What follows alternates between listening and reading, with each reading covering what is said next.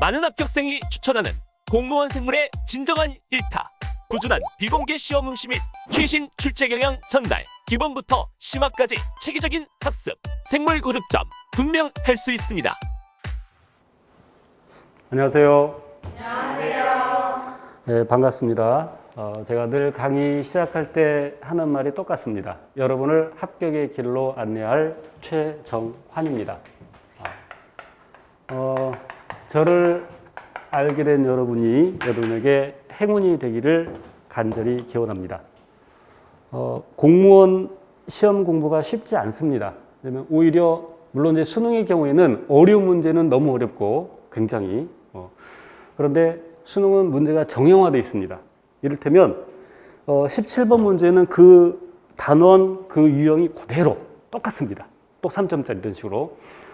그래서 준비가 더 쉬울 수가 있어요. 그런데 공무원 시험은 각 지역에 따라서 또 직렬에 따라서 또 매해 출제자에 따라서 시험 판다고 완전히 달라질 수 있어요. 수능의 경우에는 대학 교수들이 출제를 하고 그리고 이제 교사들이 가서 시험을 보고 또 너무 어렵거나 너무 쉽거나 해서 난이도 조절을 하죠. 그러나 공무원은 그게 없어요. 제가 알기로는 되게 한 사람이 출제하고 뭐 검토를 해도 한 사람 정도.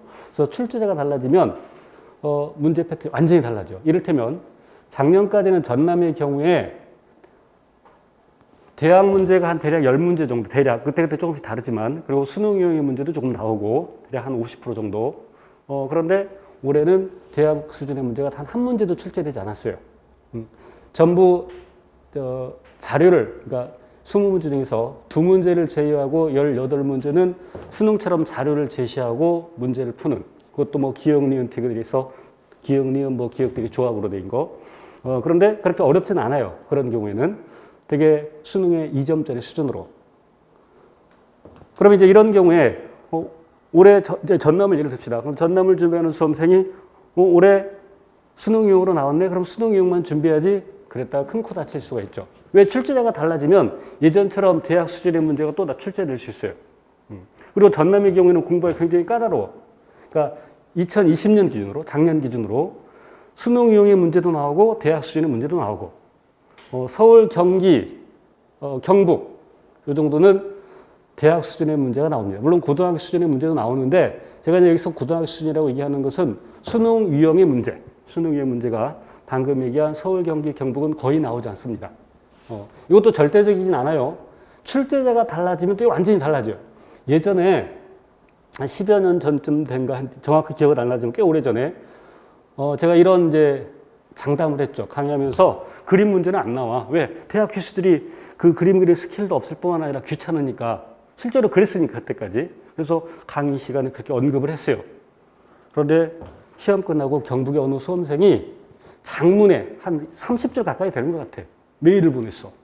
너 이 새끼 죽여버리겠다고. 뉘앙스가. 너 때문에 네가 저 그림 수능형 문제가 안 나온다 그래서 그런 걸 전혀 공부하지 않는데 너 때문에 시험 망쳤다고. 그럼 30줄 막 썼어. 처자식을 고향에 두고 와서 막 고시원에서 공부하는데 그래서 제가 이제 안타까운 미안한 마음에 제가 노트북에 있는 수능의 문제를 다 줬어요. 그러면서 마지막에 왜 그랬냐면 그 수험생이 그래도 너 한번 1년만 더 믿고 공부해 볼란다. 그런 이제 얘기를 해서 다 주고 마지막에 혹시 내년에 예전처럼 다시 나올 수 있으니까 대학 수준도 공부를 해야 된다라고 언급을 했어요. 그래서 그 학생은 제가 시키는 대로 수능 유형 문제도 이제 뭐 당연히 했겠죠. 그러니까 그 수능 유형 문제가 안 나오는데 제가 호언장담을 했는데 15문제가 수능 유형 문제가 나왔던 거예요. 경북의 경우에. 출제자가 바뀌어서. 그러나 이제 그 수험생의 경우에는 다시 공부했을 때 아주 우수한 성적으로 합격을 했어요. 그러니까 제가 지금 얘기할 요지는 뭐냐면 공무원 시험은 스펙트럼이 넓다. 준비하기에. 그래서 쉽지가 않습니다. 그리고 여기 이과 출신도 있겠지만 또 문과 출신도 간혹 있어서 이 생물을 처음 공부하는 사람들도 거의 있어요. 그래서 꽤 어렵게 생각하는데 실은 어렵습니다.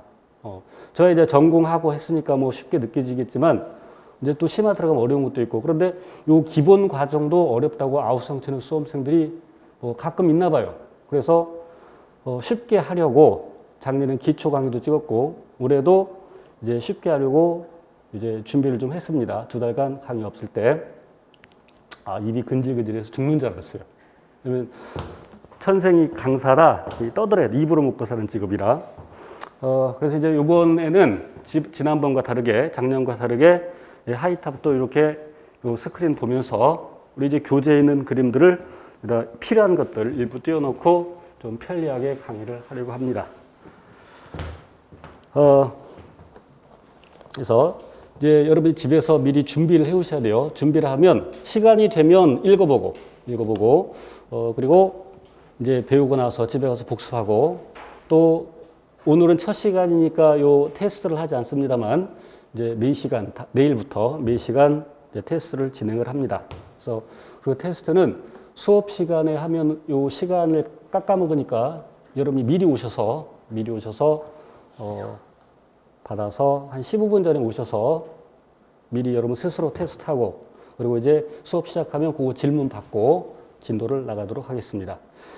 그리고 요번 강의가 또 달라진 점은 요전에는 이제 3시간씩 원래는 3시간씩인데 제가 부족하다 그래서 4시간을 주시오 그래서 4시간씩 해서 12주 거기다가 또 플러스 한 1주 정도 그리고 3개월 코스니까 꽤 좀 더딘 느낌이 들어요.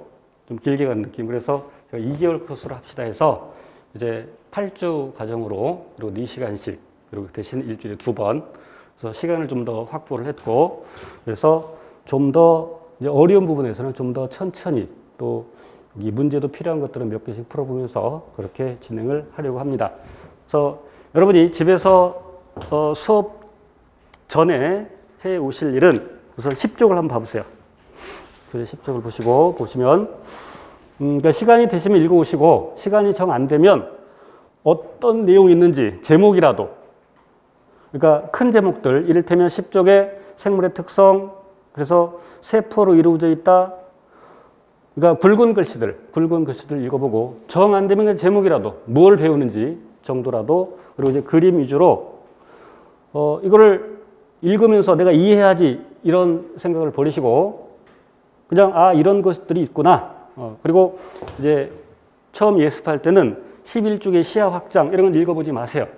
처음 예습할 때는 그리고 제가 이제 제 강의를 듣고 복습을 하시면서 이를테면 17쪽 정리하기 이런 것들은 제가 따로 설명하지 않습니다. 여러분이 수업 듣고 복습하고 집에서 공부해 오시고 스스로 가급적이면 답을 달지 마세요. 왜냐하면 이게 예를 들어서 자격증 시험 같으면 그냥 문제 외우면 되죠. 문제하고 다 외우면 돼. 그런데 그렇게 하면 우리 시험에는 좀 비효율적이기 때문에 답을 적지 말고 틀린 문제에다가 표시를 하세요. 여러분이 편할 대로 동그라미를 하시건 저는 X를 안 합니다. 기분 나쁘니까. 그래서 틀린 문제다 동그라미를 하시고 그래서 이제 이것이 반복되었을 때 나중에 시간이 얼마 남지 않았을 때 틀린 문제, 내가 취약한 내용이 어떤 것인지를 금방 알 수 있겠죠. 시험이 서울을 기준으로 3과목인 경우에 이제 시험 날을 0일로 했을 때 마이너스 3일 때는 한 과목씩 4일이거든. 마이너스 4일부터 마이너스 3, 마이너스 2일 이렇게 한 과목씩 공부를 할 수 있어야 돼요. 그리고 시험 직전 날은 3과목을 모두 공부해야 돼요. 그 짧은 시간에 이 많은 내용을 탈 수가 없죠. 그럼 그렇게 하루에 한 과목을 다 할 수 있으려면 내가 취약한 부분이 무엇인지를 표시를 해야 돼요. 알고 있어야 돼요. 그래서 답을 적지 말고 문제다 틀린 것만 체크를 하세요. 자, 그리고 18쪽으로 가서 개념 기본 문제가 있는데 이것도 역시 답 체크하지 마시고 이제 문제를 풀 때 저 위에 빈 공간에다가 풀든지 아니면 아래 빈 공간에 풀든지 아니면 뭐 노트 따로 준비해서 연습장 따로 준비해서 하시든지 어쨌건 답 가급적이면 달지 말고 틀린 문제에다가만 표시를 해두시고 됐죠? 그리고 우리 시험은 대개 요 정도 문제까지 보면 됩니다. 개념 기본 문제까지만. 이제 이 개념 기본 문제는 대개 수능 유형의 문제들이 들어있는데 그것도 아주 쉬운 3점짜리가 뭐 아예 출제 안 된다고는 볼 수 없지만 거의 출제되지 않습니다. 특히 유전 부분에서 가계도 이런 거는 시간이 굉장히 오래 걸려요. 물론 이제 가계도 문제 나와도 되게 쉽게 나옵니다. 3점짜리 수준은 되게 제가 풀더라도 때에 따라서 막 3분 이상, 4분, 5분 걸릴 때도 있어요. 그래서 가계도 문제 같은 거 유전과 관련해서는 3점짜리 수준의 어려운 문제가 출제되지 않습니다. 그래서 여기 개념 적용 문제는 굳이 할 필요는 없어요. 굳이. 뭐 내가 시간이 남고 나 이거 해야지. 그런 경우는 말리지 않지만 뭐 시간 효율성을 위해서 특히 수능용의 문제가 거의 출제되지 않은 서울, 경기, 경북 뭐 이 정도는 굳이 개념 적용 문제를 풀지 않아도 돼요. 그리고 물론 이제 가끔 제가 풀어드리는 것이 있으면 그것만 그냥 보시면 되고 또 이제 넘겨서 쭉 가면 32쪽에 심화 내용이 나와 있는데 제가 필요한 것을 설명을 드릴 거고 필요치 않으면 여러분 한 번 정도만 가볍게 읽어보시면 되겠고요. 그리고 개념 적용 문제 뒤에 40쪽에 보시면 통합 실전 문제가 나와요. 이것도 역시 제가 다뤄준 것만 하고 제가 여기 강의에서 언급한 것만 하고 뭐 나머지는 굳이 하지 않아도 될 겁니다. 자, 사고력 확장 문제도 뭐 굳이 할 필요는 없어요. 자, 이렇게 공부를 하면 되겠습니다. 자, 그리고 제 카페에 네이버죠, 네이버 카페로 들어가서 제 이름을 치면 요즘 안 나오려나? 아니면 그냥 생물 최정환 치면 뭐 거의 나올 겁니다. 카페 이름에서. 그래서 가입하시고 거기 등업 방법 이런 걸 좀 꼼꼼히 읽어보시고 거기 방법에 맞게끔 등업 신청을 하셔야 됩니다. 반드시 실명으로 고치고 실명, 그러니까 닉네임 소위 닉네임이 실명이 아닌 경우에는 제가 답변을 해주지 않습니다. 등업 신청을 해도 우리 학원 직원이 등업해주지 않으니까 반드시 실명으로 하고 등업 신청하시고 그리고 질문할 때 각 섹션에 맞게끔 요 하이탑은 하이탑에 또 이제 심화 내용은 심화 내용에 맞게끔 문제풀이는 문제풀이 그 게시판이 따로따로 되어 있으니까 거기에 맞게끔 질문하시면 되겠습니다. 이제 여러분은 이제 이렇게 현장에 와서 수업을 듣는 경우에는 현장에서 쉬는 시간에 질문을 하면 더 좋고 난 일주일 못 기다리겠다. 그러면 뭐 카페 이용하셔도 되고 혹시 공부하다가 이제 슬럼프에 빠지거나 해서 공부 방법이나 아니면 뭐 용기를 얻고자 할 때는 상담방이 따로 마련되어 있으니까 거기다가 상담 신청을 하시면 되는데 상담 신청을 할 때는 공부 어떻게 해야 돼요? 이렇게 하면 제가 할 말이 없어요. 이를테면 병원에 가서 건강관리 어떻게 해야 돼요? 이런 꼴이죠.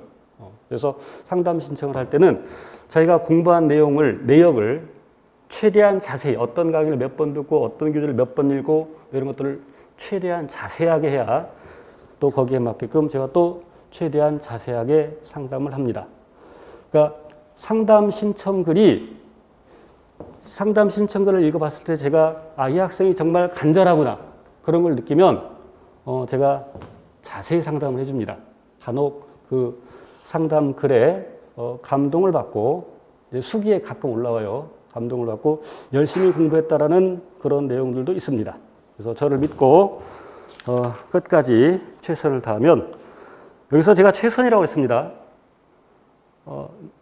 최선이라는 것은 보통 우리 그러죠. 뭐 열심히 했냐? 시험 잘 봤냐? 나름대로 최선을 다했어. 나름대로의 최선은 최선이 아니라고 생각합니다.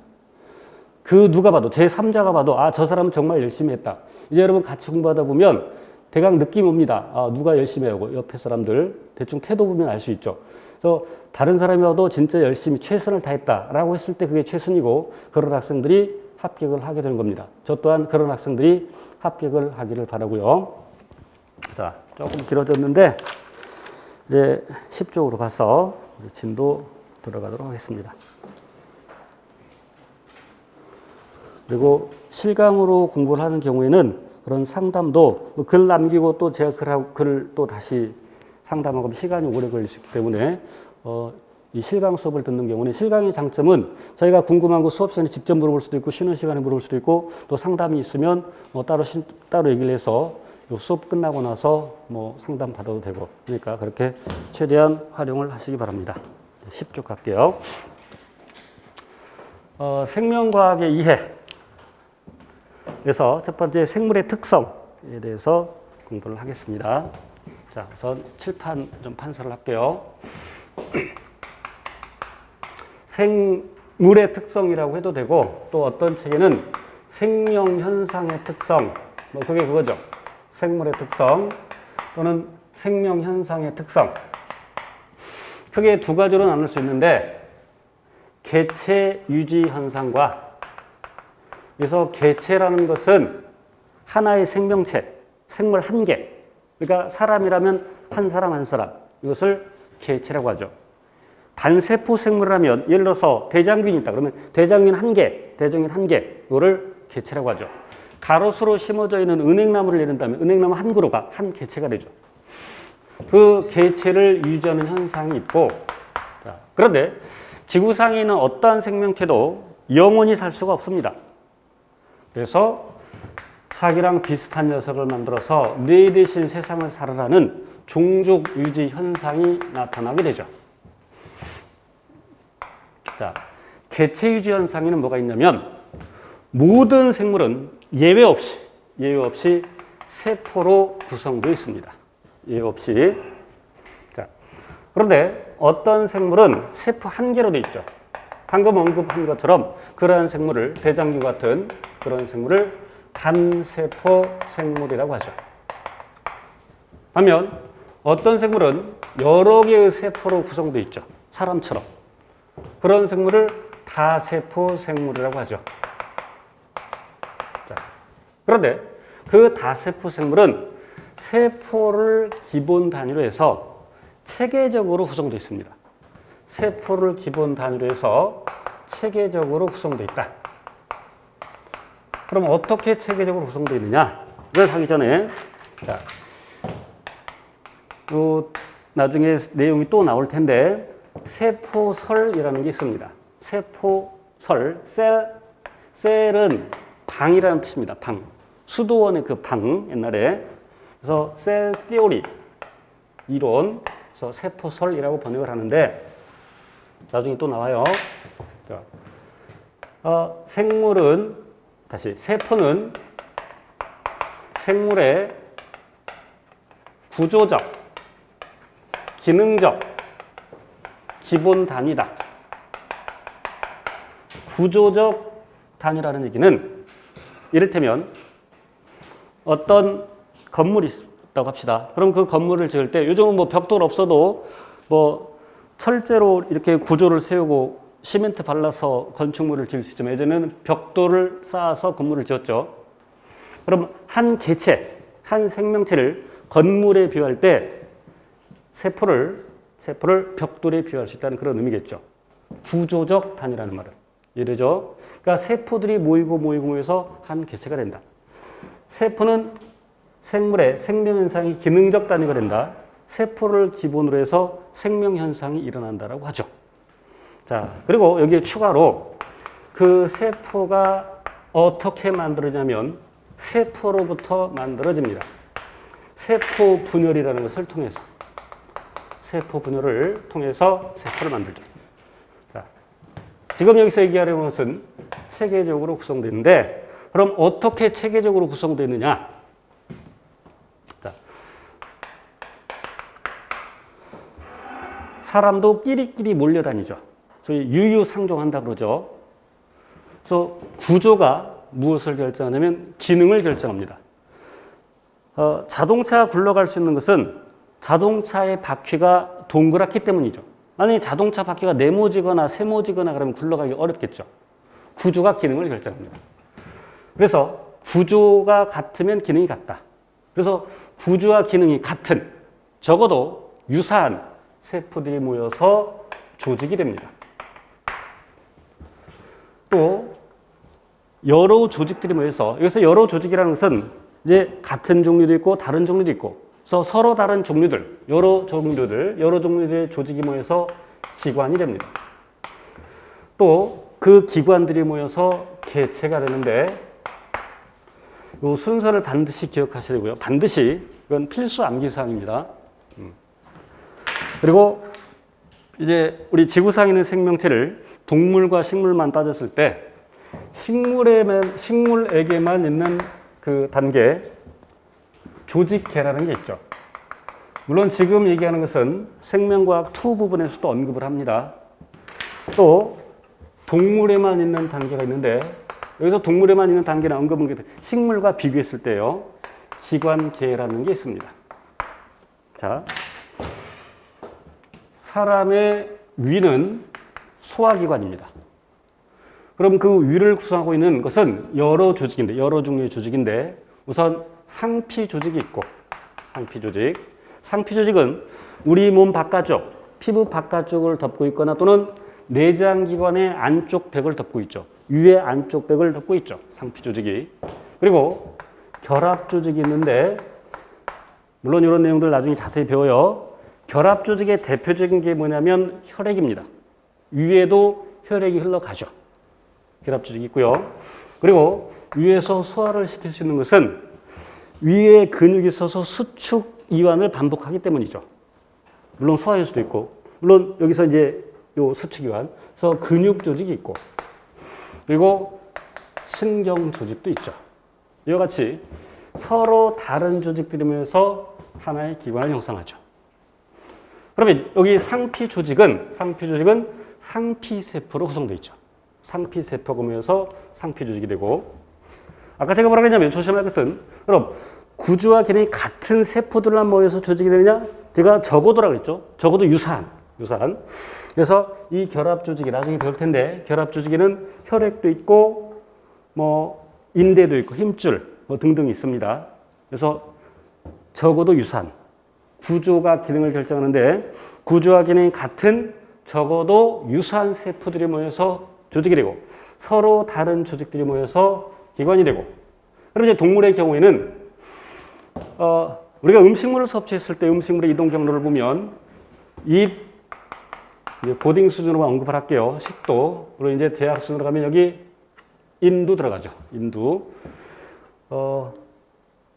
제 강의를 어렵다고 하는 학생들이 더러 있는데, 제가 어려운 내용까지 설명을 해서 그런 것이지 제가 내용을 어렵게 설명한 건 아니죠.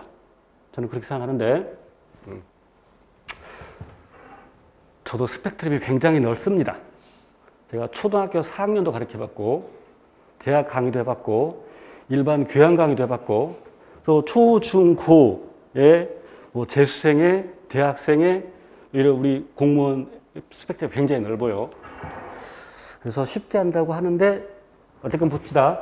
그래서 이제 고등이 수준으로 우리가 음식물을 섭취했을 때 이동 경로를 보면 입, 식도, 위, 소장, 대장, 항문, 이렇게 되죠.